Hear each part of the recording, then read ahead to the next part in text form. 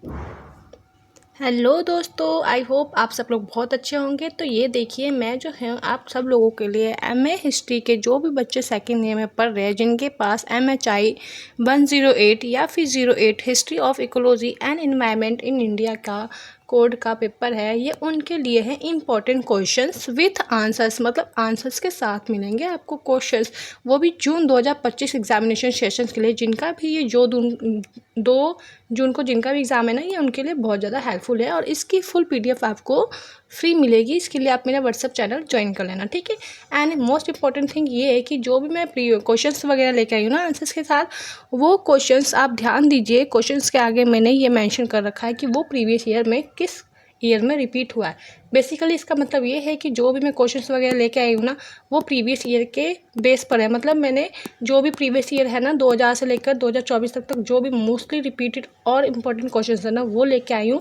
और क्वेश्चंस के आगे, हर क्वेश्चंस के आगे वो मेंशन है कि वो 2014, 17 या 22 या 24 किस ईयर में वो क्वेश्चन रिपीट हुआ है।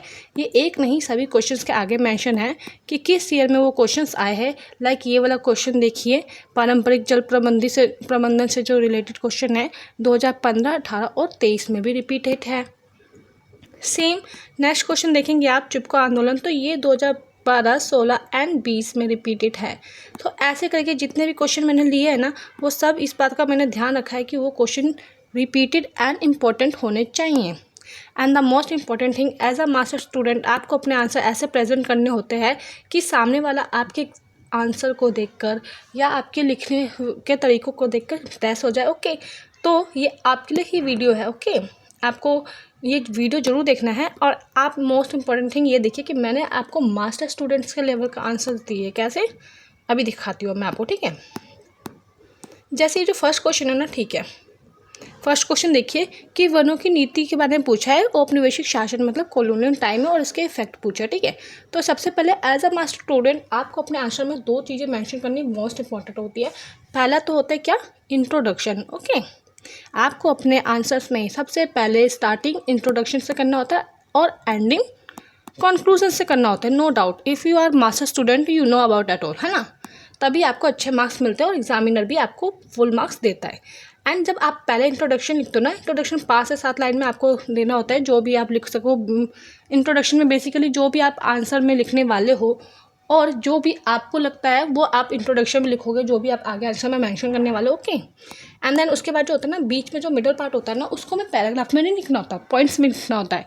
जैसे आप देखो, मैंने जो है ना की पॉइंट्स ऐसे नहीं डिफाइन कर दिए पैराग्राफ में, नहीं, मैंने की पॉइंट्स को पहले एक हेडिंग की तरीके से लिया है, एक हेडिंग लिखा है एंड देन उन हेडिंग्स को अच्छे से डिफाइन किया है।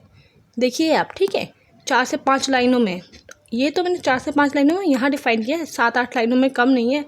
और मैंने जो अपनी वीडियो बनाई है ना, उस पर मैंने इस क्वेश्चन को और भी अच्छे से डिफाइन किया है। एंड द सेकेंड हेडिंग, ऐसी जो है ना हेडिंग्स हमें लिख के उन हेडिंग को डिफाइन करना होता है। कभी भी जो है हमें पैराग्राफ में आंसर नहीं देना होता, क्योंकि एग्जामिनर पैराग्राफ के आंसर पढ़ता नहीं है। लेकिन अगर आप हेडिंग लिख के अपने आंसर लिखोगे ना, तो एग्जामिनर के पास इतना टाइम नहीं होता कि वो आपके पूरे आंसर को पढ़े।